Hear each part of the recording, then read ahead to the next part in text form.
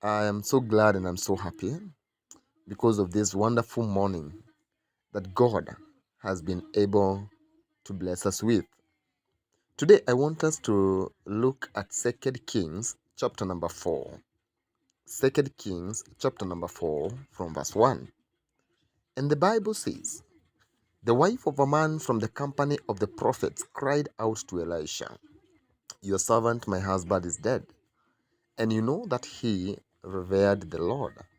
But now his creditor is coming to take my 2 boys as his slaves. Elisha replied to her, can I help you? Tell me, what do you have in your house? And that is the question that I want each one of us to underline.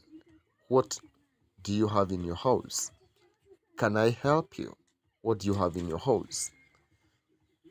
And the lady said that your servant has nothing there at all, except a small jar of olive oil. Underline the word, your servant has nothing there at all. Nothing there at all.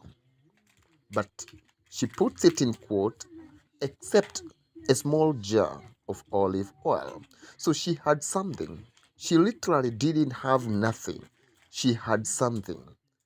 But the little she had was as good as nothing. It was as good as nothing in her own mind. She said, your servant has nothing, nothing at all, nothing except a small jar of olive oil. Elisha said, go around and ask all your neighbors for empty jars. Don't ask for just a few. Then go inside and shut the door behind you and your sons. Pour oil into all the jars, and as each is filled, put it to one side. She left him and shut the door behind her and her sons. They brought the jars to her, and she kept pouring. When all the jars were full, she said to her son, bring me another one. But he replied, there is not a jar left. Then the oil stopped flowing. She went and told the man of God, and he said, go sell the oil and pay your debts. You and your sons can live on what is left.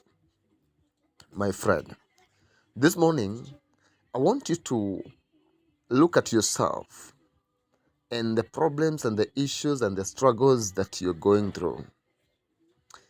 Could be you're like this woman, this widow, who was found by the man of God, Elisha, in a very distressing and a very desperate situation, whereby she had lost her husband and her husband owed someone money. And the creditor had come back to take her 2 boys as his slaves for the repayment of what her husband owed him.